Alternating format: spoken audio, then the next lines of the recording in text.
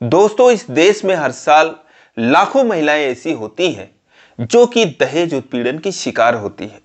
और अगर सरकारी आंकड़ों की मानी जाए तो करीब 6 से 6,500 महिलाओं को हर साल अपनी जान से हाथ धोना पड़ता है। दहेज के लोभी उनकी जान ले लेते हैं। कोई जलाकर मारता, कोई लटका कर मारता, कोई कैसे भी मारता है। तो आज की कहानी कुछ ऐसी ही है कि जब एक महिला जिसकी शादी को अभी मात्र 2 साल हुए थे, दोस्तों, उसे दहेज के लिए इतनी यातनाएं दी गई कि जिसका कोई हिसाब नहीं। उसे मारने के लिए ऐसे तरीके अपनाए गए कि जब जज साहब के सामने एक केस आया तो दोस्तों वो भी फैसला सुनाते वक्त रो पड़े कि क्या ऐसे भी क्रूर पति, सास और ससुर, ननद इस देश में हो सकते हैं। दोस्तों, क्या कुछ होता है ये जानते हैं पूरी कहानी इस वीडियो में। लेकिन वीडियो में आगे बढ़ने से पहले बस वही रिक्वेस्ट, वीडियो को लाइक कर दीजिए, चैनल को भी सब्सक्राइब कर लीजिए ताकि मेरा हौसला बढ़ता रहे। दोस्तों, ये कहानी है उत्तर प्रदेश के मुरादाबाद की। एक लड़की जिसका नाम जानवी होता है, उसकी शादी एक पंचम नाम के लड़के से होती है। लेकिन शादी के बाद चूंकि वो दहेज कम लाई थी तो उसके सास ससुर उसको शादी के कुछ ही दिन बाद ताने मारना शुरू कर देते हैं, उसे टोकना शुरू कर देते हैं। जब जानवी ये बात अपने पति पंचम से कहती है कि सास ससुर ऐसे बोल रहे हैं, तो दोस्तों वो भी अपने माँ बाप की भाषा बोलने लगता है। कहता है क्या गलत बोल रहे हैं। दोस्तों, उसे दहेज में 2 लाख रुपए मिले थे और उसकी मांग 5 लाख रुपयों की थी। इसीलिए वो 3 लाख रुपयों की अतिरिक्त डिमांड करने लगा और जानवी पे दिन रात इस बात के लिए दबाव बनाने लगा कि वो चाहे जैसे पैसे अपने मायके से लाए। लेकिन दोस्तों, उसके माता पिता ने उसको 2 लाख रुपए ही बड़ी मुश्किल से दिए थे। तो जानवी के माता पिता की इतनी हैसियत नहीं थी कि अब वो 1 रुपए भी बेटी के लिए खर्च कर सके।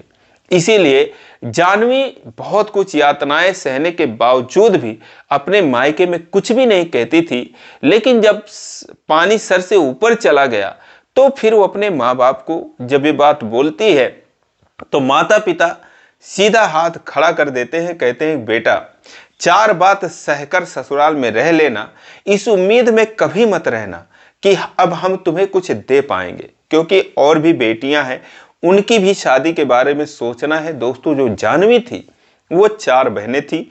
पिताजी एक परचून की छोटी सी दुकान चलाते थे। अब दोस्तों, जब मायके से भी उसे जो भी जवाब मिलना था वो मिल जाता है तो फिर वो सब कुछ सहते हुए ससुराल में रहने लगती है।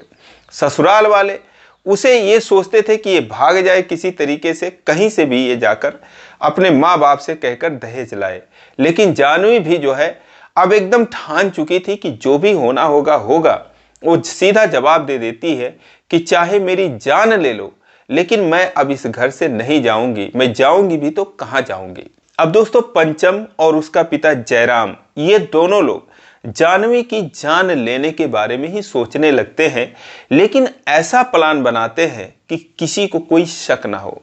तो इसीलिए वो एक सपेरा जिसका नाम श्याम होता है, जो कि बंगाल का रहने वाला था, बंगाली था, सांप पकड़ने का काम करता था और उसी से अपने बीबी बच्चों का पेट पालता था। क्योंकि कहीं भी जाता था सांप निकालने, उसे 1,500 रुपये, 200-400 रुपये मिल जाते थे। और वो जो है पंचम के पिता जयराम के ही दिए हुए एक मकान में रहता था, उन्हीं के जमीन में रहता था। तो इसीलिए उन्होंने ये सोचा कि अगर सांप से कटवा कर इसको मारा जाए तो फिर किसी के ऊपर कोई शक भी नहीं होगा। इसीलिए उन लोगों ने अब श्याम से बोला कि भाई मुझे एक सांप चाहिए। श्याम ने बोला सांप किस लिए चाहिए? तो इन लोगों ने बोला कि कोई दवा बनानी है, जो कि गठिया बयार की कोई दवा होती है वो बनानी है। वो कहता है कि कौन बनाएगा, कैसे बनाएगा? ये लोग कहते हैं कि सब तुम्हें ही बता देंगे, तो हम क्या करेंगे। तुम्हें जो कहा जा रहा है उससे मतलब रखो, ज़्यादा सवाल जवाब मत करो, मत भूलो तुम हमारी ज़मीन में रहते हो। अगर खाली करवा दूंगा तो तुम कहाँ जाओगे। दोस्तों, वो भी डर जाता है, सोचता है बाल बच्चों को लेकर कहाँ जाऊंगा। कहता है ठीक है साहब, मैं दे दूंगा जैसे ही कोई सांप पकड़ूंगा तो। अब वो रोज जो है उससे सांप के बारे में पूछते, लेकिन वो 10-15 दिन करके टाल गया। बोला नहीं मिल रहा है, नहीं मिल रहे, नहीं मिल रहे हैं। इसी बीच में एक बगल के गांव में सांप काटने से एक युवक की मौत हो जाती है। श्याम को बुलाया जाता है वो सांप निकालने के लिए। श्याम जाता है और फिर वो सांप वहां से निकालता है। सांप जो है काटने के बाद घर में ही छुप गया था, तो उसको जब निकालता है तो ये बाप बेटे जो है उस खबर को सुनकर उसके पास पहुंचते हैं। जैसे वो सांप को निकाल कर लाता है उससे धीरे से कहते हैं ये सांप मुझे दे दो, और जितना ही जहरीला सांप होगा उतनी ही अच्छी उसकी दवाई बनेगी। श्याम जो है कहता है ठीक है, आप शाम को आना, मेरे घर से ले जाना, अभी यहाँ पर मैं कैसे दे दूं सबके सामने। वो लोग कहते हैं ठीक है। अब दोस्तों शाम हुई, ये लोग उसके पास गए और श्याम ने उस सांप को एक बोरी में भरकर जो है उन दोनों को दे दिया। जब रात हुई, जानवी जो है खाना वगैरह बनाकर सबको खिलाकर अपने कमरे में जाती है। दोस्तों कमरे में वो अकेली ही सोती थी, क्योंकि जो पंचम था उसका पति था वो पिछले 1 सालों से बाहर ही सो रहा था। शादी के हुए भी मात्र 1.5 साल हुए थे और वो उससे कोई रिश्ता नहीं रखना चाहता था। वो कहता था जब तक तुम पैसे नहीं लाओगी तब तक मैं तुम्हें अपनी पत्नी स्वीकार नहीं करूंगा। दोस्तों वो कमरे में सोती थी, ये बाहर सोता था। रात के जब 12-1 बजते हैं वो कुंडी जो है अपना खोलकर ही सोती है कि जो है क्या लगाना, और शायद उस कमरे की कुंडी भी खराब थी या शायद नहीं थी, इन लोगों ने षड्यंत्र के तहत निकलवा दिया था। तो फिर वो जो है रात को 12-1 बजे जाते हैं, उस सांप को उसके कमरे में छोड़ देते हैं कि जैसे ही चारपाई से वो उतरेगी या फिर वो चारपाई पर ही चढ़ जाएगा और रात को उसको डस लेगा, और उसके चीख पुकार का ये लोग इंतजार करने लगे। लेकिन दोस्तों सुबह हो गई, कुछ नहीं हुआ। जानवी जिस समय पर उठती थी उस समय जग जाती है, घर का काम करने लगती है, सब कुछ सामान्य था। ये बाप बेटे सोचते हैं क्या हुआ। जब जानवी अपने कमरे में नहीं थी, कहीं और थी, तो फिर ये जाकर उस कमरे में देखते हैं तो फिर दोस्तों जो सांप था वहां पर मरा पड़ा था। अब आकर पंचम उससे पूछता है कि तुम्हारे घर में सांप कैसे मरा पड़ा है। वो कहती है मुझे क्या पता, वो पता नहीं रात में कैसे चला आया था, और वो तो को मेरा पैर पड़ते पड़ते उस पर रह गया, और जैसे मेरी नजर पड़ी तो मैंने उसको मार दिया। उसने कहा कैसे मारा, तो जानवी ने कहा झाड़ू रखा तो उसी झाड़ू से मैंने पीट दिया। उसने बोला बुलाया क्यों नहीं, तो बोली किसको बुलाऊं, कौन है मेरा, कौन मेरी आवाज सुनता, तो इसीलिए मैंने उसको मार दिया। अब दोस्तों उसके बाद अब पंचम जो है ले जाकर उस सांप को फेंक आता है। उस दिन तो उनका प्लान चौपट हो जाता है।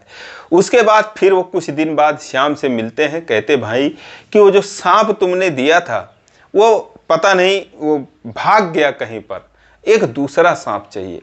वो बोलता है कि साहब अब ऐसे मैं कैसे दूसरा सांप दे दूं आपको, और मैं थोड़ी जो है मैं सांप जो पकड़ता हूं जंगल में ले जाकर छोड़ देता हूं, आप पता नहीं क्या कर रहे हैं उसके साथ, तो मैं ऐसे नहीं दे सकता। लेकिन दोस्तों बस वही था, उसे डराते धमकाते हैं और एक दिन फिर उससे एक सांप वो लेकर चले आते हैं और उसके बाद फिर जो है वो कमरे में छोड़ देते हैं। उसी दिन दोस्तों इत्तेफाक ऐसा था कि सांप जो है वो जानवी को डस लेता है। जैसे ही सांप काटता है, आधी रात को चिल्लाते हुए बाहर निकलती है।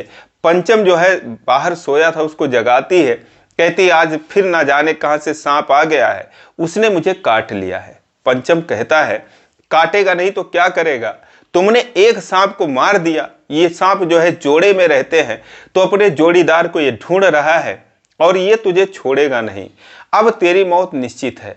दोस्तों वो चीखने चिल्लाने लगती है, कहती है मुझे हॉस्पिटल पहुंचाओ, मेरी दवा कराओ, लेकिन वो आनाकानी करने लगता है। फिलहाल वो जब बाइक निकालता है तो बाइक दोस्तों पंचर पाई जाती है। जानबूझकर उसने ऐसा किया था कि ताकि ये हॉस्पिटल ना पहुंच पाए, और 1 घंटे के अंदर अंदर अगर कोई कोबरा किसी को काट लेता है तो दोस्तों उसकी मौत हो ही जाती है। अगर अच्छे से काटा हो तो आधे घंटे या 20 ही मिनट में मौत हो जाती है। तो दोस्तों अब वो इंतजार करने लगे। फिलहाल वो चीखने चिल्लाने लगी तो 1-2 पड़ोसी आ गए, उन्होंने अपनी बाइक दे दी, बोले यार इसको जल्दी लेकर जाओ। और दोस्तों आखिरकार पंचम जो है लोगों की दबाव में उसको लेकर हॉस्पिटल जाता है। हॉस्पिटल में उसका दवा वगैरह होता है। डॉक्टर कहते हैं कि शुक्र है कि जो सांप था उसने जहर नहीं छोड़ा, वरना इसकी मौत हो जाती, क्योंकि जाने में उसको 2-2.5 घंटे का वक्त लग गया था वहां तक पहुंचने में। अब दोस्तों उसी दिन किसी तरीके से जानवी की जान बच जाती है, लेकिन अब वो डर गई कि 1 महीने के अंदर अंदर 2 सांप जो है इसके घर में पाए गए। एक ने तो काट ही लिया। फिलहाल वो उस दिन से मच्छरदानी लगाकर सोने लगती है। अपने गद्दे के नीचे अच्छे से मच्छरदानी को दबाकर सोती है कि फिर ना जाने कहां से कहीं से सांप आ जाए। फिलहाल वो जो सांप था जो काटा था उसको, उस सांप को जब निकलवाने के लिए गांव वाले बोलते हैं कि तुम्हारे घर में ही होगा, तो वो लोग आनाकानी करते हैं। जयराम कहता है कि अरे भाग गया होगा, पंचम कहता भाग गया होगा, लेकिन गांव वाले दबाव बनाते हैं, कहते ऐसे कैसे भाग गया होगा, और कहीं भी गया होगा, दूसरे घर में घुस गया होगा। तो श्याम को बुलाया जाता है। श्याम दोस्तों ढूंढ कर आखिर उसी घर में से सांप निकालता है। श्याम समझ जाता है कि ये जो है पहले से उसका जो शक था कि ये लोग किसी गलत काम के लिए ही ले जा रहे हैं। तो फिर दोस्तों वो जो है उस सांप को तो लेकर चला जाता है, फिलहाल जंगल में छोड़ देता है। लेकिन फिर ये लोग जाते हैं सांप मांगने के लिए, तो सीधा मना कर देता है। वो लोग उसे गन दिखाते हैं, बंदूक दिखाते हैं, कहते हैं कि अगर नहीं दोगे तो जान से मार दूंगा, और तुम ये समझ लो, तुम जान रहे हो जो वही सही है, हम सांप जो है ले जाते हैं अपनी बहू के लिए, और ये बात तुम किसी को मत बोलना। दोस्तों अब जो श्याम था क्या करता बेचारा, उसे मारने की धमकी देते हैं। फिलहाल वो और एक सांप दे देता है। इस तरीके से दोस्तों उसने करीब 7-8 महीने के अंदर अंदर उन लोगों को 5-6 सांप दे डाले, और इन 5-6 सांपों ने उसको मच्छरदानी भी लगाकर सोती थी, तो एक बार मच्छरदानी के ऊपर कट लगाकर उसके ऊपर सांप छोड़ दिया, और फिर वो सांप गिरकर जानवी को काट लेता है। और करीब 3-4 बार सांपों ने उसको डसा, लेकिन दोस्तों ऊपर वाले का करम था या फिर क्या था, जानवी की मौत नहीं हुई। ये भी आगे आपको चलकर बताएंगे कि आखिर उसकी मौत क्यों नहीं होती थी। अब सांप जब इतनी मात्रा में काटने लगे तो दोस्तों उसको एक अस्पताल में 2 बार ले गए, फिर दूसरे में 2 बार ले गए। अब जो गांव का एरिया होता है तो लोग जो है, जो पीछे षड्यंत्र रहता है, इसको भूल जाते हैं, सोचते हैं कि इसका सांप से कोई पुराना दुश्मनी होगा, या सांप इसके पिछले जन्म का पति होगा, या फिर इसने कुछ ऐसे पाप कर रखे हैं कि सांप जो है बार बार इसी को काट रहा है। ये चर्चाएं होने लगी, लेकिन किसी को नहीं पता कि उसके जो पति है, उसका जो ससुर है, वही दोनों मिलकर उसके साथ षड्यंत्र कर रहे हैं। साथ में उसकी सास और ननद भी शामिल थी। दोस्तों अब उसके बाद जब पंचम जो है उनको इतनी मात्रा में सांप दे चुका, और फिर ये उस पर दबाव बनाने लगे और उसे कहने लगे कि जान से मार दूंगा अगर तूने किसी को ये बात बताई तो फिर दोस्तों एक दिन वो जानवी के मायके का पता लगाता है, और उसके बाद उसके मायके पहुंच जाता है। उसके पिताजी से बोलता है कि तुम लोग यहाँ पर हो, वहाँ तुम्हारी बेटी के साथ ये हो रहा है, जब वो मर जाएगी तो फिर तुम लोग जाकर क्या करोगे, तुम्हारी दुश्मन है, क्या है वो।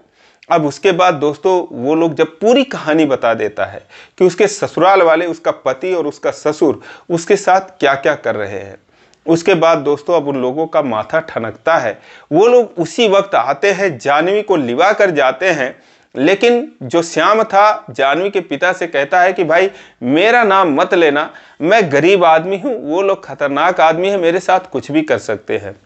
लेकिन दोस्तों वो मानते नहीं हैं, क्योंकि उनकी बेटी के साथ कोई ऐसा करे तो वो कैसे बर्दाश्त कर सकता है कोई। वो जाते हैं और थाने में FIR लिखवाते हैं, और उसके बाद जब पुलिस जो है FIR दर्ज करती है और श्याम को, जयराम को और पंचम को, साथ में उसकी सास और ननद को, इन सारे लोगों को हिरासत में लेती है। इसके बाद कार्रवाई होती है, लेकिन जो श्याम था उसे सरकारी गवाह बनाया जाता है, और जयराम और पंचम को इसमें मुख्य आरोपी बनाया जाता है। इस केस की सुनवाई हुई, और सरकारी गवाह के तौर पर जो श्याम था उसे 6 महीने की सजा हुई। लेकिन जो दोस्तों पंचम था और जो जयराम था, उसकी सजा सुनाते वक्त जज साहब ने कहा कि इतने क्रूर व्यक्ति को हमने नहीं देखा, कि भगवान जो है बार बार किसी को बचाता रहा, और ये लोग 9 बार उसके ऊपर सांप छोड़े, उसको मारने का प्रयास करते रहे। लेकिन दोस्तों पूछताछ में एक बात और पाया गया कि जो श्याम था वो जानता था कि ये लोग अपनी बहू को ही मारने के लिए सांप ले जाते हैं, और इसीलिए उसने उन सांपों के जो जहरीले दांत थे वो तोड़ देता था। जबकि वो नहीं चाहता था, आज तक वो नहीं किया था, लेकिन उसके नज़र में एक इंसान की जान की कीमत सांप के उन दांतों से कहीं ज़्यादा थी। इसीलिए वो दांत तोड़कर उनको वो सांप देता था। लेकिन जब काफ़ी बार हो गया तो वो सोचा जब वो मारना ही चाह रहे हैं तो किसी और तरीके से उसे मार देंगे, या फिर किसी और बंगाली से कोई सांप ले आएंगे, तो अगर उसको छोड़ेंगे तो दोस्तों उसका दांत तो टूटा नहीं रहेगा, वो तो उसको काट लेगा तो उसकी मौत हो जाएगी। तो उसने बहुत कुछ सोचा और उसके बाद अपनी जान जोखिम में डालकर उसके मायके गया और फिर जाकर उसके माता पिता को जब ये बात बताई, तब जाकर दोस्तों इसमें उन लोगों की गिरफ्तारी हुई। आज जो है वो लोग जेल में हैं, जयराम और पंचम ये दोनों जेल में हैं। जो श्याम है वो 6 महीने के बाद बाहर आ गया, और जो जानवी थी दोस्तों, उसके पिताजी ने उसकी शादी एक दूसरे लड़के से कराई जो कि उसे बहुत प्यार करता है और जानवी को बहुत खुश रखता है। वो भी अपने दूसरे पति के साथ बहुत खुश है। दोस्तों, अगर कोई बेटी अपने ससुराल में सुख ही पाएगी तो शायद अपने माँ बाप से कभी अपना दुखड़ा नहीं रोएगी। थोड़ी बहुत तकलीफ भी होगी तो भी वो सह लेगी, अपने माँ बाप से नहीं कहेगी। लेकिन अगर कोई बेटी ये कहे कि माँ मुझे ससुराल वाले प्रताड़ित करते हैं, परेशान करते हैं, मेरी जान को वहाँ पर खतरा है, तो दोस्तों फिर इतना उस बेटी की आवाज़ को सुनना चाहिए, उसकी परेशानी को समझना चाहिए, उसका समर्थन करना चाहिए और एक माँ बाप का कर्तव्य निभाना चाहिए। लेकिन दोस्तों यहाँ पर जानवी की किस्मत और श्याम की समझदारी और ऊपर वाले की कृपा, अगर ये सब नहीं होती तो शायद जो हर साल 6,500 जो महिलाएं दहेज उत्पीड़न का शिकार होकर अपनी जान दे देती हैं, उनकी जान ले ली जाती है, जानवी के लिए भी यही प्रयास किया गया था। दोस्तों ये रही कहानी, आपकी इस पर क्या राय है कमेंट करके जरूर बताएं। इसी प्रकार की कहानियों के लिए चैनल को सब्सक्राइब करें, वीडियो को लाइक नहीं किया तो लाइक कर दीजिए। फिर मिलेंगे अगले वीडियो में, तब तक के लिए जय हिंद।